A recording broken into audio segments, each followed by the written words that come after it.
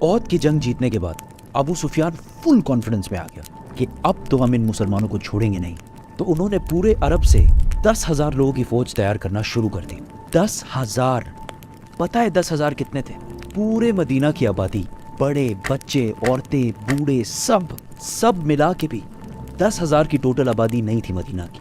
کافروں کی ان تیاریوں کا جب رسول اللہ صلی اللہ علیہ وسلم کو پتہ چلا تو انہوں نے جلدی ایک میٹنگ بلائی جس میں سب کو پتا تھا کہ لڑائی تو امپاسبل ہے، کچھ اور ہی کرنا پڑے گا. اس میٹنگ میں ایک فورن نیشنل سلمان فارسی بھی بیٹھے ہوئے تھے. انہوں نے ایڈوائس دی کہ دیکھو مدینہ ویسے بھی تینوں طرف سے پہاڑوں کی وجہ سے سیف ہے، ہمیں صرف ایک سائڈ کو سیکیور کرنا ہے اور وہ ہے مدینہ کی ناردرن سائڈ. اور مدینہ کے اندر جو یہودی ہیں تو وہ تو ہمارے دوست ہیں، ہمیں ان سے کوئی مسئلہ نہیں ہے. تو اگر ہم صرف اس ایک سائڈ پر ایک ٹرینچ یا خندق بنا لیں تو تب ہو سکتا ہے کہ لڑائی کا ہمارے پاس کوئی چانس ہو. یہ رائے ساروں کو بہت پسند آئی اور ڈائریکٹ ٹرینچ پہ کام شروع ہو گیا. ہر 10 صحابیوں کو 120 فٹ جگہ کھودنے کا ٹاسک دیا گیا. ایک منٹ، 120 فٹ کتنے ہوتے ہیں؟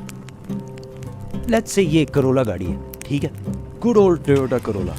اس جیسی 8 اور کرولا گاڑیاں ہوں اور 5 ان کے نیچے ہوں. اتنا اور یہ سارا کام ان کو ایسی حالت میں کرنا تھا کہ بھوک کی وجہ سے پیٹ پر پتھر باندھے ہوئے تھے.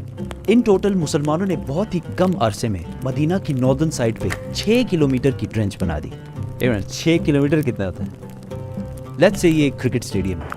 کرکٹ اسٹیڈیم بہت بڑا ہوتا ہے ایسے ہی اور 36 کرکٹ اسٹیڈیمز اگر لائن میں رکھے جائیں تو اتنی لمبی ٹرینچ، اور اگر کرولا گاڑیوں میں دیکھا جائے تو اس ٹرینچ میں 6,560 کرولا گاڑیاں فٹ ہو سکتی تھی. خندق کھودنے کے دوران ایک بہت بڑا پتھر بہت کوشش کے بعد بھی ٹوٹ ہی نہیں رہا.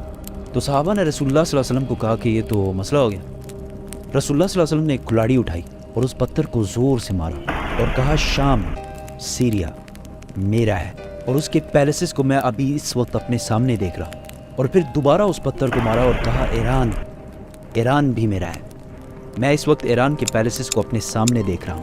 اور پھر تیسری بار زور سے مارا اور وہ پتھر چھوٹے چھوٹے پیسز میں ٹوٹ گیا. اور رسول اللہ صلی اللہ علیہ وسلم نے فرمایا کہ یمن کے پیلسز کی چابیاں میرے ہاتھ میں دی گئی ہیں.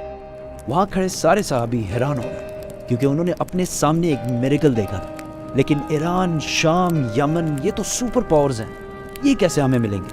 لیکن آج ہمیں پتہ ہے کہ ایران، شام اور یمن تو کیا، یہ پورا علاقہ ان کا ہے.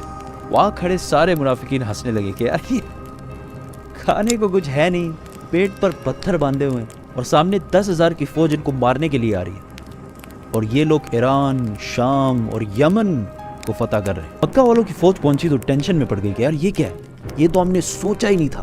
اینڈ ٹو بی آنیسٹ اگر وہ لوگ ڈائریکٹ حملہ کرتے، سرپرائز اٹیک، تو مسلمانوں کو ختم کر سکتے کیونکہ ان کی فوج پورے مدینہ کے آبادی سے زیادہ تھی. دونوں فوجیں سامنے آئیں اور بس دور سے ایک دوسرے کو دیکھنے لگے. مسلمان بھی ریلیکس بیٹھے ہوئے تھے، ان کو کوئی ٹینشن ہی نہیں تھی. اگر کوئی ان کے فوج سے سامنے آتا تو مسلمان اس کو تیروں سے مار دیتے. کافی دن یہی سسٹم چلتا رہا اور آخر کافروں کے ایک گروپ کو غصہ آیا اور انہوں نے کسی طریقے سے اس ٹرینچ کو کراس کر کے اندر گھس گئے. اور اس گروپ میں ابو جہل کا وہی بیٹا اکرمہ بھی تھا، لیکن حضرت علی نے جا کے ان کے لیڈر کو مار دیا اور وہ سارے واپس بھاگ گئے.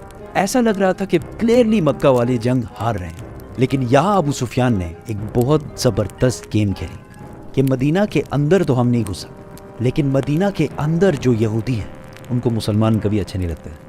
ان کو اگر ہم کسی طرح کنونس کریں اور وہ مسلمانوں کے گھروں میں ان کی عورتوں اور بچوں پر حملہ کریں تو مسلمانوں کو ضرور پیچھے ہٹنا پڑے گا اور ہم ان پر حملہ کر دیں گے. اور یہودیوں نے ڈائریکٹ ہاں کر دی اور سارے معاہدے جو مسلمانوں کے ساتھ کیے تھے توڑ دیے. ناؤ مسلمان عہد کی طرح دو فوجوں کے درمیان میں پھر پھنس گئے اور یہودیوں نے آہستہ آہستہ مدینہ کے اندر صحابہ کے گھروں کو ریڈ کرنا شروع کیا. مسلمان اب اس ٹینشن میں پڑ گئے کہ وہ اپنے گھروں میں اپنے عورتوں اور بچوں کو بچائیں اور یا مکہ والوں کی فوج سے ادھر لڑیں. یہ بہت ہی ٹینس سچویشن تھی مسلمانوں کے لیے. یہاں تک کہ رسول اللہ صلی اللہ علیہ وسلم نے کہا کہ اب مدینہ والوں کے گھروں کو بچانے کے لیے صرف ایک ہی راستہ ہے کہ ہم کافروں کے ایک گروپ سے ڈیل کر لیں کہ ہم ان کو ہر سال مدینہ کے کھیتوں میں جو کراپس ہوتی ہیں ان کا 1/3 حصہ ان کو دیں گے. لیکن صحابہ نے کہا کہ اگر یہ اللہ کی طرف سے ہے تو بالکل ڈیل کرتے ہیں، لیکن اگر آپ ہمارے بچوں کو بچانے کے لیے اتنی بڑی قربانی دے رہے ہیں تو ایسا نہ کریں، ہم آخری دم تک لڑیں گے۔ اتنے ٹینس سچویشن میں کہ مسلمان بالکل حوصلہ ہار رہے تھے۔ کہانی میں ایک بہت بڑا ٹوسٹ آتا ہے اور ایک بندے کی انٹری ہوتی ہے جو پورے گیم کو سنگل ہینڈڈلی چینج کر دے۔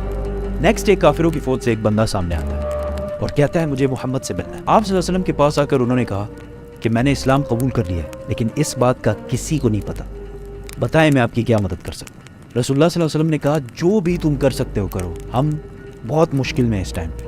اس نے کہا اوکے نو پرابلم۔